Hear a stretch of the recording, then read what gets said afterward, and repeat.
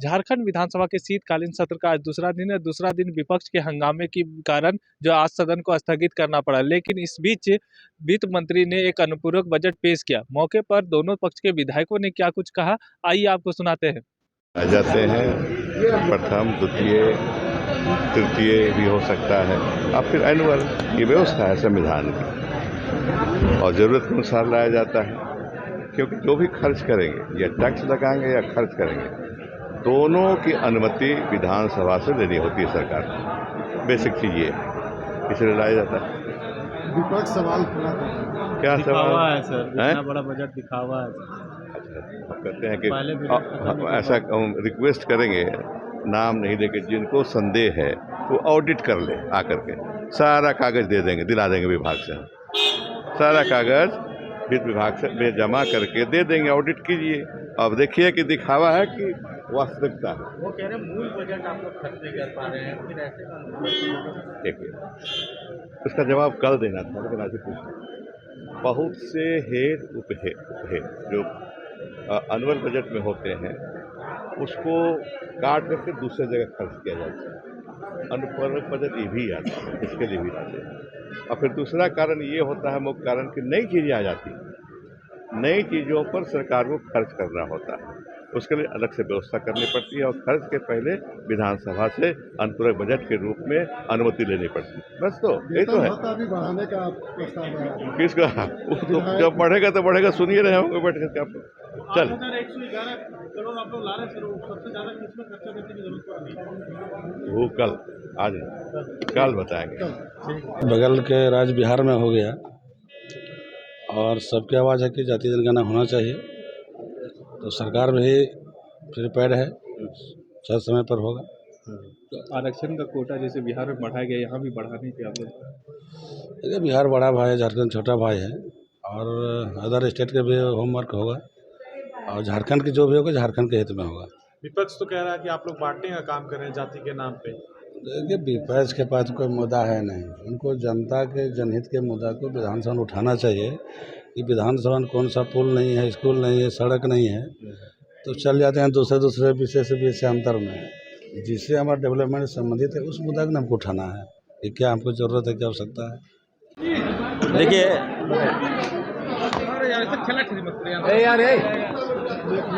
अरे देखिए,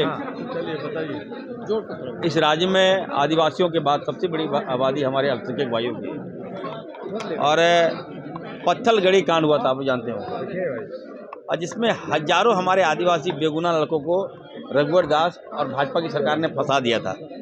और हम लोगों ने कमिटमेंट किया था कि जब हमारी सरकार बनेगी तो हम लोग पत्थलगड़ी के सारे केस मुकदमे को उठा लेंगे। सरकार बनी, हम लोगों ने केस उठा लिया। ठीक उसी प्रकार मैंने कहा कि अल्पसंख्यक मामले में तबरेज अंसारी को मार दिया गया, पीट कर मार दिया। उसके समर्थन में हमारे लड़के लोग आए, धनबाद में, रांची में बेगुनाहों पर केस हो गया। परफेक्ट मोहम्मद साहब पर नुपुर शर्मा इतना आपत्तिजनक टिप्पणी की, खून खौल जाता है। अगर उसके बयान के खिलाफ में हमारे युवा अगर सड़क पे आए तो गोलियां खाई, और हजारों 10,000 से अधिक केस हुआ, FIR हुआ। अब बताइए, उन परिवार लोग जाके देख लीजिएगा आप, खाने पे विवश है, कौन देखेगा? बताइए, हमारी सरकार है। तो मैंने मांग किया है कि सारे मुकदमे उठाए जाए। जिस तरह से अंसारी को ये लग रहा है कि सिर्फ ट्राइबलों को राहत दिया जा रहा है, मुसलमानों को राहत नहीं मिल रहा है। नहीं, होना चाहिए ना। सरकार हमारी सबकी सरकार है, सभी धर्म में ना, दलित लोग भी फंसे हमारे, उनके भी मुकदमे वापस होने चाहिए, अल्पसंख्यक के मुकदमे वापस होने चाहिए। बताइए, अब जो कमाता है दिन भर थाना में दे देता है, कोर्ट में दे देता है। तो इसलिए मैंने कहा कि सारे लोग आ रहे हैं, अब वो लोग बड़ी उम्मीद से हम लोग से मांग कर रहा है कि सर, हम लोग ने आपकी सरकार बनाई है, हमें मदद दीजिए, हमें इंसाफ दीजिए। तो उस दिन जो रांची में लोग मर रहे थे या रिस्क में पहुंचे थे आम लोग, उसके भी तो कुछ होना चाहिए था। रांची में जो कुछ हुआ वो सही हुआ था। देखिए, मेरी बात, मैंने कहा है कि उस दिन की जो घटना घटी, अगर पुलिस चाहती तो बचा सकती थी, ठीक है। और मैंने ये भी कहा था, आपने शायद देखा होगा, कि जब भाजपा प्रदर्शन करती है, भाजपा जब सर पत्थर फेंकती है, पुलिस को मारती है, हमारे अफसर को मारती है, तो पुलिस क्या करती है? वहाँ गोली नहीं चलाती है। पुलिस क्या करती है? पानी के बौछार करती है। ठीक है, अगर लड़के ने गलती किया तो आपको पानी का बौछार करना चाहिए कि आप सीने में गोली मार दीजिएगा। ये हक किसने दिया आपको? ये डुअल गेम नहीं चलेगा। तो सरकार तो आप ही की थी। ठीक है, सरकार है, इसलिए मैंने मांग किया सदन में कि कम से कम जो दोषी है उस पर कार्रवाई करे सरकार और बेगुनाह को निकाला जाए। धनबाद का एक मामला है, क्या बच्चा एम्बुलेंस में रहा, उसको ऑक्सीजन नहीं मिला, मर गया बच्चा। बताइए, नियो नेटल एम्बुलेंस सरकारी नया बना, हंसने की बात नहीं है। नहीं, देखिए, वो बच्चा मर गया, उसके प्रति सहानुभूति है, उसके परिवार के प्रति सहानुभूति है। और बीइंग डॉक्टर मैं कहना चाहता हूँ कि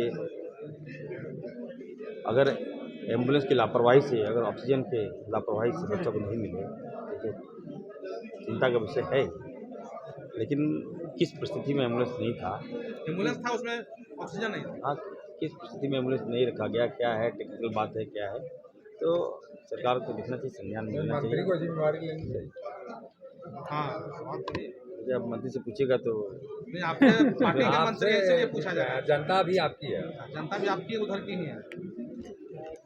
अब देखिए, अब ये पूछिए, रघुवर दास के समय में, भाजपा के समय में एम्बुलेंस नहीं था, ठीक है, खटिया पे हम लोग बॉडी लाए हैं, याद है आपको? तो चले गए राज्यपाल बन के, आपका ये मंत्री क्या करेंगे? आप हमको मत बताइए। अच्छा, कितना जरूरी था ये? बहुत ज़रूरी था। अभी अबुआ आवास योजना क्यों हम लोग को लाना पड़ा? जब केंद्र सरकार 2 साल से प्रधानमंत्री आवास योजना में पैसा फंड नहीं दे रहा था और यहाँ के आदमी, यहाँ के जो लोग गरीब गुरबा थे, जिनका पानी में घर गिर गया था, गरीब थे, आग लगी हो गया था, तो उसमें अम्बेडकर आवास में बहुत कम मिलता था, तो हम लोग को मजबूरी में लाना पड़ा। उनको तो चाहिए कि जो बीजेपी का विधायक हैं केंद्र से वो मांग करे, उनका भी क्षेत्र से वोट उनको भी लेना है।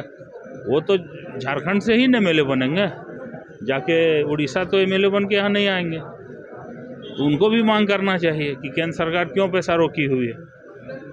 इसके लिए हम लोग बजट लाए। ये जो जातिगत जनगणना वाली बात सदन में सत्ताधारी दल के लोगों का, तो उसमें भी बीजेपी के लोगों को आपत्ति कराना आपको है, तो आप सदन में क्यों मांग उठा रहे हैं?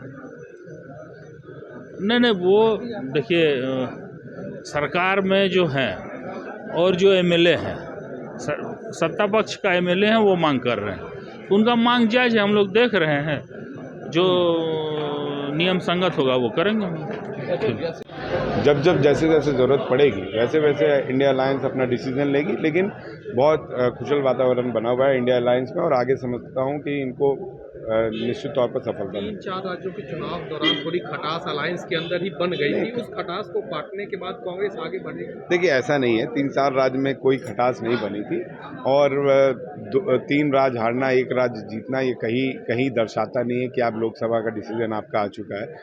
11 करोड़ कुछ वोटर्स ने वोट दिया, जिसमें से 4 करोड़ 80 लाख बीजेपी को वोट मिला, 4 करोड़ 90 लाख कांग्रेस को वोट मिला, तो हम ऑलरेडी 10 लाख उनसे आगे हैं। और अगर आप पूर्व में भी देखें तो पिछले बार छत्तीसगढ़ में कांग्रेस की सरकार थी, लेकिन जनता ने लोकसभा में बीजेपी को चुना। राजस्थान में कांग्रेस की सरकार थी, लेकिन लोकसभा में बीजेपी को चुना गया। तो ऐसा नहीं है, जनता को जिसको चुनना होगा चुनेगी। हम लोग अपना काम करते रहे, अलायंस एक साथ मजबूत खड़े रहे, तो मैं समझता हूँ कि आने वाला 24 का परिणाम सुखद होगा। NH में 3 जगह जहाँ है, एक फिकपानी मोड़, एक गहरा नाला मोड़ और एक छगरीबंधा मोड़ के पास आए दिन दुर्घटनाएं होते रह रहे हैं, जिससे घंटों रोड जाम रहता है। तो मैं सरकार सदन के माध्यम से मांग रखा हूं कि वहां पर चौड़ीकरण किया जाए ताकि दुर्घटनाएं कम हो और लोगों को अनावश्यक व्यवधान ना हो। आज झारखंड की सरकार ने द्वितीय अनुपूरक बजट पेश किया है। 8,000 से ज़्यादा करोड़ रुपयों का मांग इन्होंने किया है। आप देखेंगे कि जो अपना मूल बजट इन्होंने पेश किया था, आम बजट, उसके प्रावधान नित्य जितनी भी घटक है उसमें इनकी जो कार्रवाइयाँ हैं, उसमें जो खर्च है वो 20 से 30% के अंदर भी नहीं है। का एक मेजर कंपोनेंट जिसमें कृषि विभाग जो है उसमें भी इनका जो है 20% से 30% से कम इनका खर्च है। अभी पूरे राज्य की स्थिति सुखाड़ की है। आप पलामू से लेके गढ़वा से लेकर के कई एक प्रखंडों में वापस सुखाड़ की स्थिति को लोगों ने दिखलाया है।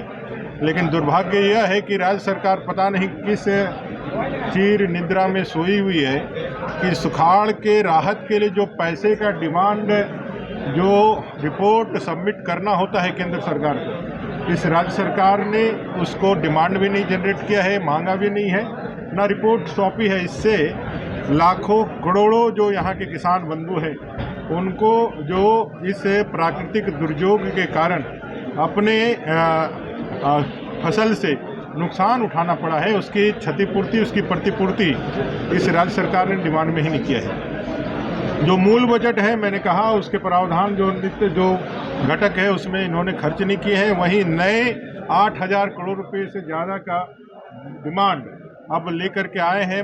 12वें महीने में 3 महीना ही कार्य योजना बची रह गई है और मैं कह सकता हूं कि ये पूरी तरह से चुनावी बजट है जो ये मांगना चाह रहे हैं। कई एक नए स्कीम्स के लिए इन्होंने बजट मांगा है इस अंतिम 3 महीने में। यह पूरी तरह से झारखंड की जनता को धोखा देने का और एक प्रयास है। झारखंड के गरीब, आदिवासी, दलित, वंचित, शोषित यहाँ के मूलवासियों को धोखा दे करके किस तरह से उनको फिर से प्रलोभन में फंसाया जाए, जाल में फंसाया जाए, उसके लिए एक बजट लेकर के इन्होंने आया है। मुझे लगता है कि जब इस बजट अनुदान के विषय में बहस होगी तो सारे विषय एक एक करके इस सरकार के समक्ष लाएंगे हमारे माननीय सदस्यगण। लेकिन मैं इतना जरूर कह सकता हूं कि झारखंड के जनता के आंखों में धूल झोंकने के लिए वापस ये बजट का लेकर के आए हैं। इनको बताना चाहिए कि अभी तक इस वित्तीय वर्ष में अभी तक आपने किस मद में कितना खर्च किया है और उसके बाद इस बजट को आगे लेकर के आना चाहिए। कटौती प्रस्ताव के माध्यम से हमारे माननीय सदस्य इस विषय पर जरूर बहस करें। ये सत्ता पक्ष का लगातार सदन के बाहर और भीतर जो प्रदर्शन देखने को मिला, 2 बार हाउस बाहर, क्या लगता है कि हाउस चलेगा? सत्ता पक्ष तो बेमानी प्रदर्शन कर रहे हैं। मैंने कहा सदन के अंदर कि राज्य सरकार को इस सदन जब यह अपने 4 साल पूरे कर रहे हैं 28 तारीख को, इस सदन के माध्यम से अपने 4 साल की उपलब्धियों पर, इसके जो जितने भी इन्होंने कार्य किए हैं उस पर बहस करना चाहिए था। उस पर जो है इस सदन को माध्यम बनाना चाहिए था। लेकिन राज्य सरकार ने इस सदन के कार्यावधि को छोटा करके और जिस तरह से बहस और बाकी चीज़ों से बचने का प्रयास कर रहे हैं, ये साफ दिखलाता है कि राज्य सरकार के पास बतलाने के लिए कुछ भी नहीं है, अचीवमेंट के रूप में कुछ भी नहीं है।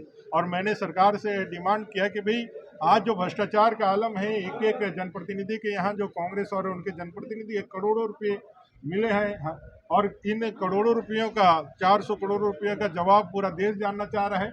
आपने सिर्फ एक वक्तव्य दिया है, लेकिन ये पूरी तरह से काला धन है जो झारखंड के जल जंगल जमीन से लूटा हुआ, यहाँ के झारखंडियों के हक और अधिकार का लूटा हुआ पैसा है। इस पे सरकार को बहस करना चाहिए। साथ ही साथ संवैधानिक पद पे बैठा हुआ है, मुख्यमंत्री पद का दायित्व लिए एक व्यक्ति जिनको लगातार सम्मन आ रहा है और खुद अवैधानिक रूप से उस संवैधानिक प्रावधानों को दरकिनार कर रहे हैं। अगर कानून का पालन इस जगह पर बैठा हुआ व्यक्ति नहीं करेगा तो नीचे अराजकता की स्थिति पहुंचेगी। और मैंने इसीलिए डिमांड किया कि राज्य सरकार को बहस करना चाहिए कि क्यों नहीं राज्य सरकार को इस्तीफा देना चाहिए। ये सरकार को बताना चाहिए कि अभी भी हम जो सत्ता करने के लिए सीएम जो नहीं जा रहे हैं, आप लोग लगातार इसकी मांग कर रहे हैं कि सीएम जाके वहाँ शामिल हो, और रोजगार का मुद्दा है, कई ऐसा मुद्दा है। देखिए, भारतीय जनता पार्टी तो संविधान में विश्वास करने वाली पार्टी है। भारत का संविधान जो इजाज़त देता है उसी के अनुरूप अपना व्यवहार करना चाहिए। ईडी भी एक देश की ऐसी संस्था है जो मनी लॉन्ड्रिंग के केस में हस्तक्षेप ही नहीं करती, बल्कि उसके तह तक जाकर उसे निकालने का काम करती है। तो माननीय मुख्यमंत्री जी को ईडी जब बुला रही है, ये 6ठा समन हुआ है और इसके बाद भी नहीं जा रहे हैं, तो निश्चित रूप से कहीं न कहीं कानून का उल्लंघन है। यदि एक मुख्यमंत्री ईडी के बुलावे पर नहीं जाता है तो राज्य के अंदर एसीबी है, कल एसीबी किसी को बुलाएगी तो कोई नहीं जाएगा। इसका मतलब तो यही न हुआ कि जिसके हाथ में सत्ता है, पावर है, वही कानून का उल्लंघन करेगा, तो उसका इफेक्ट तो आम लोगों पर पड़ेगा। जो किसी भी दृष्टि से उचित नहीं है। इसलिए मैं बराबर सलाह ही दे सकता हूँ कि भाई माननीय मुख्यमंत्री जी को ईडी के सामने जाना चाहिए और अपनी बातों को रखना चाहिए। यदि कहीं गलत नहीं है तो इतना डरने की ज़रूरत क्या है। सत्ता पक्ष ये सदन में सरकार ने कहा है कि वो जातीय जनगणना कराएंगे। आप लोग हमेशा विरोध में रहे हैं। कहा आप कहते हैं कि मोदी जी कहते हैं तीन ही है, गरीब है, युवा है, किसान है, यही जात है, लेकिन ये तो जाति में बातें काम करेंगे। देखिए, जातीय जनगणना की जो बातें उठी हैं वो सिर्फ राजनीतिक होती है, लोगों को बरगलाने के लिए होती है। बिहार में जातीय जनगणना हुआ है, अब कागज़ पर हुआ है कि वाकई में लोगों के घर घर जाकर जनगणना हुआ है, मैं नहीं बता सकता। लेकिन जनगणना से साबित क्या करना चाहते हैं? आखिर जनगणना में जिनकी संख्या ज़्यादा है, इस जनगणना से उनको क्या लाभ होने वाला है? यह राजनीतिक दलों को लाभ हो सकता है, आम नागरिक को इसका कोई लाभ नहीं होने वाला है। आम नागरिक क्या चाहता है? भय, भूख, भ्रष्टाचार से मुक्ति चाहता है। ये तीन चीज़ें दे दीजिए आम जनता को, इसी से मतलब है। तो ये देने के बजाय सिर्फ राजनीति करना, ये जातीय जनगणना के नाम पर लोगों को भ्रमित करना, ये तो सिर्फ राजनीति है, इससे बड़ा कुछ नहीं है। आम लोगों को इससे कोई फ़ायदा नहीं होने वाला। ठीक है। और फिर से ऐसे में दोबारा बजट, ये मैं एक छोटा सा उदाहरण देना चाहता हूँ कि सरकार के विभागों में पदाधिकारी नहीं है, काम करने के लिए कर्मचारी नहीं है, कार्य पूरा नहीं हो रहा है, लक्ष्य से सरकार भटक रही है अपने, और अननेसेसरी अनुपूरक बजट। तो ये बजट तो बर्बाद होने वाला है, केवल लूट के लिए इनको पैसे चाहिए, लूट से ज़्यादा तो कुछ है नहीं। कितना मार्क्स देंगे इस बजट? नहीं, शून्य मार्क्स देंगे। कोई बजट का कोई मतलब नहीं है ना, कोई काम हो।